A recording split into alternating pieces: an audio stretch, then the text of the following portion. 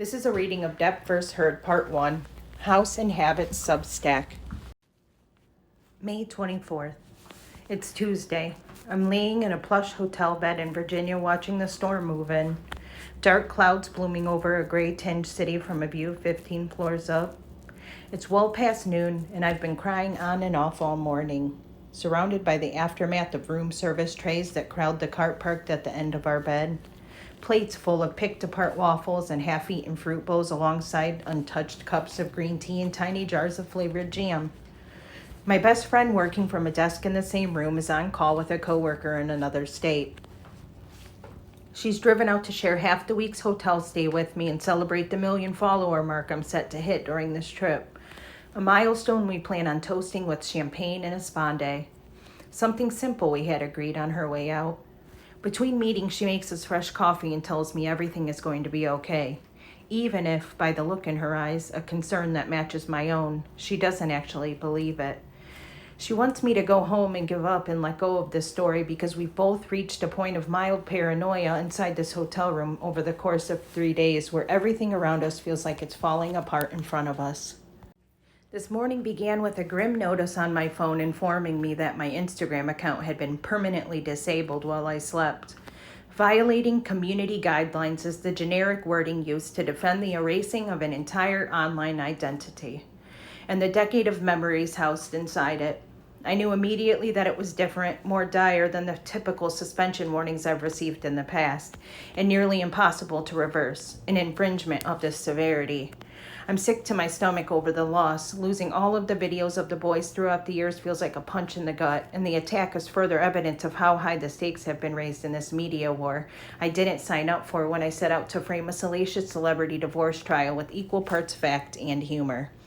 Part of me wants to blame the disabling on some accidental mistake, but the PR guy working for her that I exposed for SA incidents the week prior is obviously amped up and in pure revenge mode, and the timing hardly coincidental. I decide against plans to leave the hotel early to film the lineup that forms every morning on the corner of the courthouse in anticipation of the SUV drive-by that parades Depp in front of 100 hardcore fans lining the wall to catch a glimpse of him waving through the window as he pulls into the side entrance of the courthouse.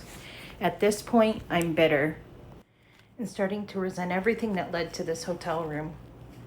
Booked to cover the tail end of the trial after 5 weeks of documenting it compulsively in real time from my bed at home.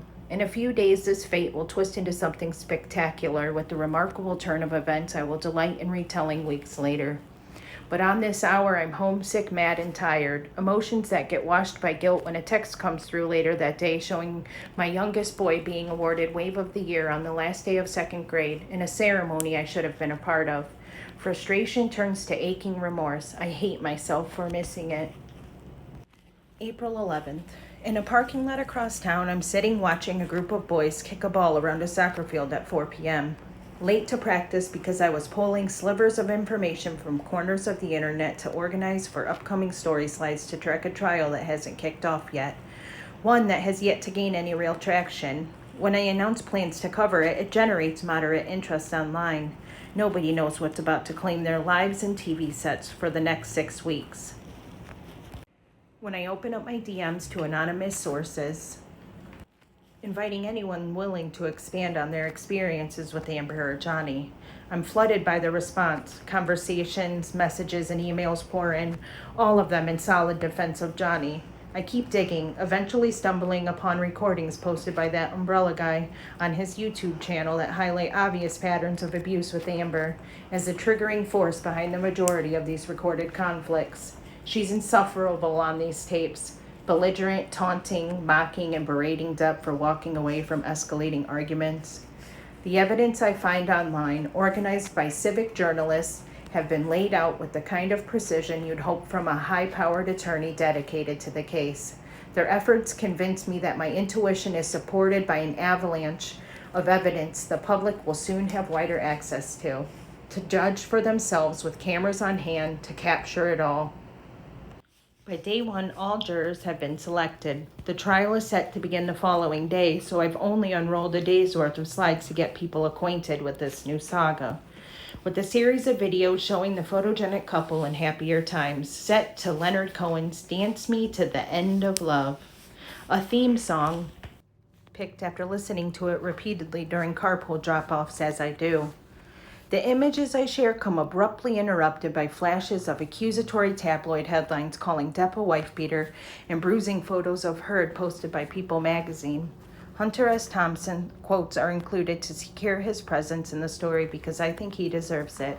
But any excuse to revisit Hunter's wisdom and tweak the story with an edge of artful inspiration is more to amuse myself.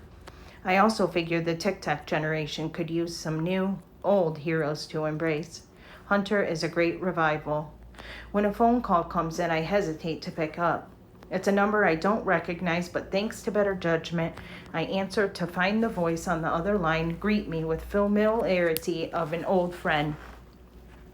It's the person I've been communicating with via text for the past few days, an old friend of Johnny's whose wife directed him to me after seeing that I was going to be documenting the trial in depth.